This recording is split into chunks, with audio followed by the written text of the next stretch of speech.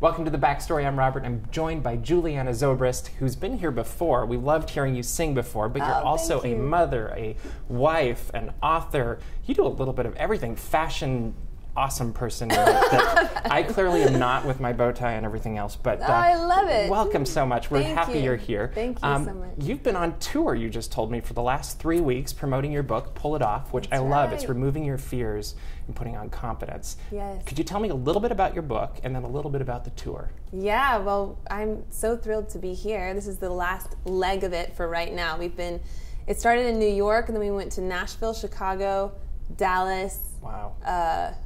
Here, I think I'm missing a couple, Kansas City. So nice. Yeah, we've been all over, but Pull It Off is my first book, and I'm thrilled for it to be out now. And I really wrote it just to be an expansion of what my message already has been through music and to connect with people.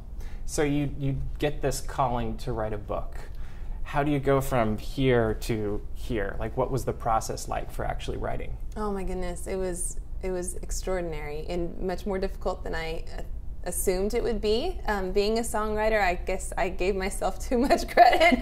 But when Same thing, right? I know, right? Except that with songs, you're kind of capped by time and by rhyme and syllable. Mm-hmm. Book writing was much different because I could use any word in the entire dictionary at any time. And but for me, it just came down to being very deliberate with my schedule. Mm-hmm. I'm annoyingly obsessed with the calendar, and so it was That's writing. It's a gift, yeah, or a curse. But I wrote every day for 4 to 5 hours for 8 months. Wow. Yeah. Did you have like a place you would go to write or an environment that you would create? Like, how would you get yourself into that zone? I did. I have a blue sofa, a velvet blue sofa in my piano room. Oh, nice. And that was just my space. And it would change often because we would be on the road, and so I would have to go and kind of recreate this space. But for me, it was really just more about being intentional with the time. And then it didn't really matter where I was. And there was probably an element of balance that went in with this too, because you have 3 kids, husband. We do. Like, how did you balance the family aspect with a really intense writing schedule? I wrote while they were at school. Okay. So we homeschooled during the baseball season. Okay. And so they would be downstairs at school for 4 to 5 hours a day. And so I would write during that, and then also when my 2-year-old was napping.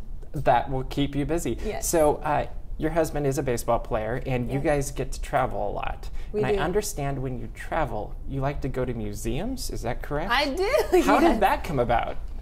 Because I love museums. I love the opportunity to get to culture my kids and show them all of the various places that have unique things to their city. And so we do go to all of the science and history museums, but namely the art museums are the ones that I am very intentional to go to in every city that we attend. Now I have to ask the question, do you have a certain type of art that you really appreciate or love or Yes. really gets into your heart? Yes. I don't know why, but high Renaissance mannerism for me just speaks to me in more ways than other art does or other times. That's incredibly cool.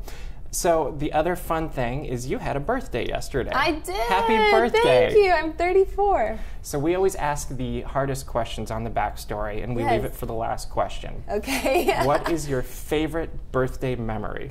Oh, that's a great question. When I turned 4, I got a bike, and it was one of those things. I was nervous, and I began to ride immediately. And I'll never forget that birthday. It had like sparkly tassels on it. I don't know why.